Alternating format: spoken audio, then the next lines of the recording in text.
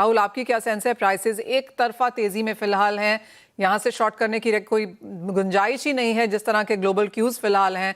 एक तो आपकी सेंस प्राइसेस पे क्या है, और जैसे जैसे प्राइसेस बढ़ रहे हैं क्या हम वो इन्वेस्टमेंट डिमांड फिर से आता हुआ देख रहे हैं? जी, सिल्वर प्राइसेस लास्ट 10 दिनों में बहुत ज्यादा बढ़े हुए हैं। लास्ट फ्राइडे को करीब करीब चांदी 7 से 8 हज़ार रुपये बढ़ी है। इस तरह की तेजी जब मार्केट में आती है, इन्वेस्टमेंट डिमांड और फिजिकल डिमांड दोनों इम्पैक्ट करती है स्टोर्स के अंदर। तो ये इम्पैक्ट हमें देखने मिलने वाला है और थोड़ा थोड़ा उसकी भनक स्टोर पे दिखना भी चालू हो गई है।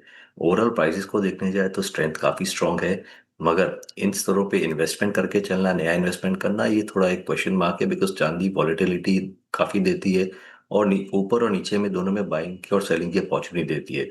तो इस प्राइसेस पे मैं वेट करूंगा छोटा करेक्शन के लिए, बाइंग करने के लिए। नया इन्वेस्टमेंट ये प्राइसेस पे नहीं करूंगा। एंड राहुल, आपको क्या लगता है प्राइसेस किस मोड पे जा रहे हैं? क्या रेंज आप देख रहे हैं यहाँ पर? ओवरऑल प्राइसेस में करीब करीब नीचे की दरों पे 165 के आसपास लग रही है चांदी, और ऊपर करीब 180 के आसपास लग रही है ये ईयर एंड तक। हम्म। अशोक जी, आप कैसे देखते हैं चांदी को? आपको भी लगता है कि एक रेंज में अटकती हुई नजर आएगी चांदी, या फिर और तेजी की उम्मीद है ये साल खत्म होने से पहले? चांदी मेरे ख्याल से तो 190 तक जानी चाहिए, क्योंकि जिस हिसाब से डिमांड एंड सप्लाई है, so most of the people they are investing in silver now, क्योंकि गोल्ड में इन्वेस्टमेंट बहुत ज़्यादा हो गया है। तो जो रिटेलर इन्वेस्टर है वो सिल्वर ज़्यादा खरीद रहे हैं। प्लस सप्लाई जो आ रही है माइन से, वो भी थोड़ी शॉर्ट सप्लाई है। प्लस जितने भी अपने ईवी अपन जो पैनल्स हैं उसमें भी काफ़ी कंज्यूम हो रहे हैं, इंडस्ट्रियल कंज्यूम काफ़ी हो गया सिल्वर का। तो मुझे लगता है कि आने वाले टाइम में सिल्वर और हाई जाएगी। I mean I won't surprise कि अगर वो 180 190 तक भी पहुंच जाए। तो मुझे तो लगता है कि आने वाले टाइम में सिल्वर और भी आगे जाएगी, क्योंकि अभी तक सिल्वर का जो प्राइस था वो बहुत लो था according to metal. Precious metal में सिर्फ ये दो ही मेटल बचते हैं, गोल्ड और सिल्वर। जी। और सिल्वर अब तक जो 1,15,000 1,20,000 चल रही थी यहाँ पर, फिर एक साथ एक 55 पाई, अब एक 75 पे है, एक 65 हुआ। I believe it will go 190। क्या वो इम्पैक्ट आता हुआ देख रहे हैं आप, चाहे वो इन्वेस्टमेंट कॉइन्स एंड बार्स के लिहाज से है, या फिर ज्वेलरी है, या फिर गिफ्टिंग के लिए लोग जो चांदी खरीदते हैं शादियों के आसपास?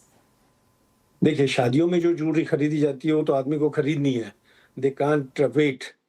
तो उनको तो जो भी रेट होगी उसमें खरीदनी पड़ेगी।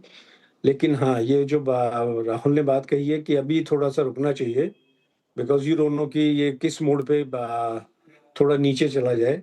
और पहले तो 500 हजार 1,500 रुपए की हम तेजी देखते थे, और पिछले जो साल भर में हम देख रहे हैं अचानक 5,000 से 10,000 रुपए की तेजी हमने अपनी लाइफ में पहले कभी नहीं देखी।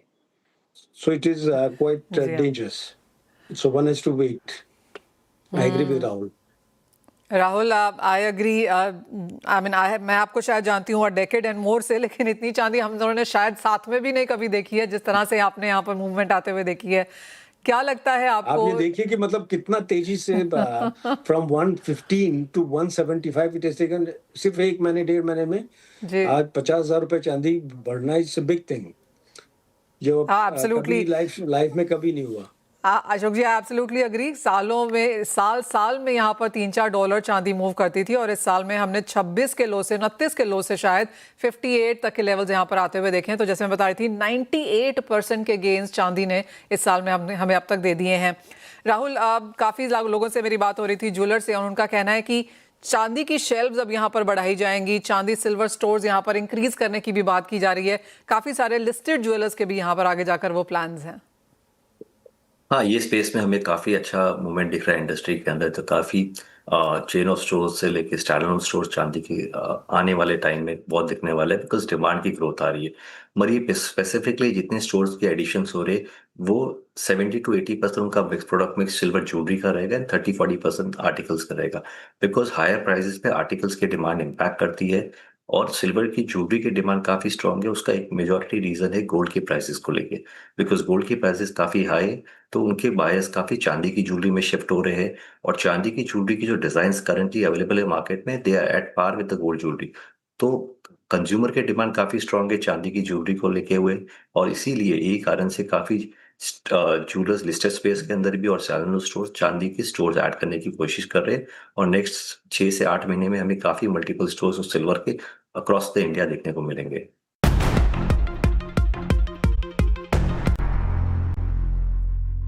हर्षा नमस्कार। और आपसे पहले पूछ लेते हैं, हम दालें बहुत ज़्यादा इंपोर्ट करते हैं, ये रुपए की गिरावट इंडस्ट्री के लिए क्या मायने रखती है? Thank you Manisha ji for having मी।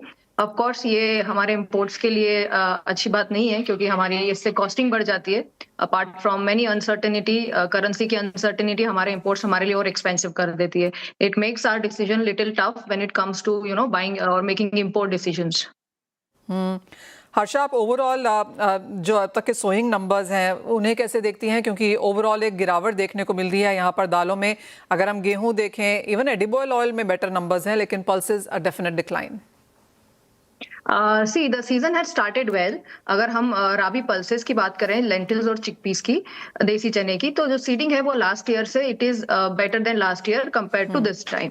तो क्योंकि this year the monsoon was delayed and we had a very good soil moisture for the rabi seeding this year in all the major growing states, so which is a very positive thing that we have seen a little bit of increase in the seeding as compared to last year, and it is little early, I would say, as compared to last few years.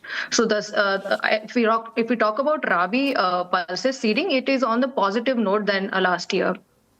But again, the important issue is always with the yields, as we have been discussing and talking so many times on this channel as well, if you have seen. जी हाँ हर्षा, मैं yields पे अभी आऊँगी, लेकिन उससे पहले अंतर्राष्ट्रीय बाजारों की भी बात कर लेते हैं। और यहाँ पर भी जो प्रोड्यूसिंग कंट्रीज़ हैं, सभी जगह के जो नंबर्स आते हुए नजर आए हैं वो ऑन द पॉजिटिव साइड भी है। इंडियन प्राइसेस की बात करें तो हम एमएसपी या एमएसपी के नीचे कारोबार करते हुए नजर आए हैं। कोई भी रीज़न आप देखती हैं जहाँ से प्राइसेस को सपोर्ट मिलेगा? और इंटरनेशनल प्रोडक्शन कैसे देखती हैं? अगर हम इंटरनेशनल प्रोडक्शन की बात करें, स्पेशली चने और मसूर की, जो कि हमारी राबी पल्सेस है, तो we are in a very comfortable and healthier situation globally. So if we talk about international supply for us, it's like a cushion which is available at this point of time. Australia, Canada, they both had a very good production for red lentils. अगर हम चने की बात करें तो Australia का production पिछले साल से कुछ पिछले साल जैसा ही बैठ सकता है। पहले ये नंबर थोड़ा ज्यादा एक्सपेक्ट कर रहे थे because of the higher seeding, but I think Australia में भी because of weather changes, the yields have been little average. So that is why we will be expecting a production of as good as last year, but not much higher than last year.